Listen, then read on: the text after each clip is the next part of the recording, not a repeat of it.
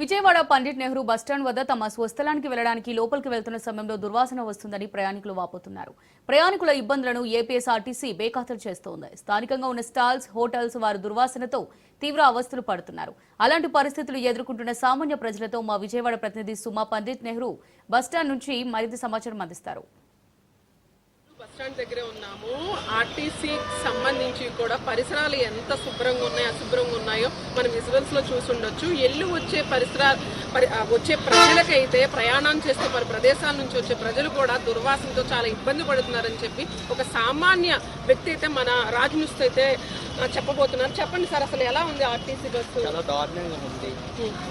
దారుణమైన స్మెల్, దుర్వాసనతో చాలా ఇబ్బంది పడుతున్నాం. వచ్చిపోయేటప్పుడు కూడా కనీసం పట్టించుకోలేదు. చాలా ఇదిగా ఉంది సార్. చెప్పండి సార్, అసలు పరిసరాలు ఎలా ఉన్నాయి అంటారా ఆర్టీసీలోకి? ఇప్పుడు మీరు చూస్తూ ఉన్నారు కదా, పరిసరాలు ఎలా అనిపిస్తుంది మీకు? అసలుకి ఉంది కానీ ఇప్పుడు ఆటో నగర్ నుంచి బస్సు చాలా తక్కువ.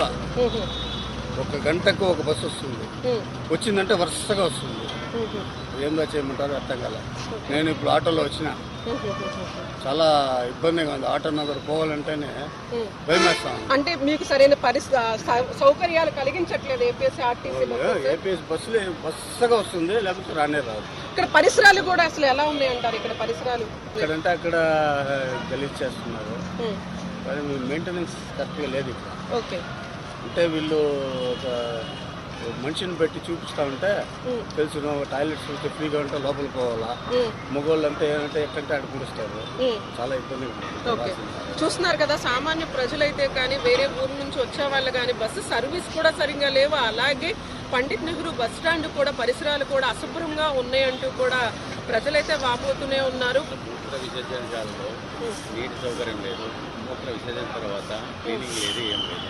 చాలా ఇబ్బందికరంగా ఉంది. ఇక్కడ వాతావరణం కూడా చాలా దుర్గంధభరితంగా ఉంది.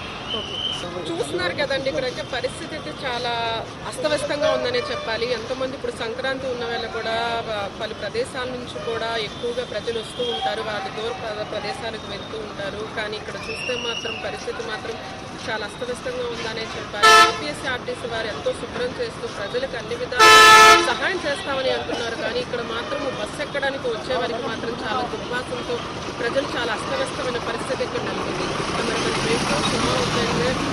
Pandit Nehru bus stand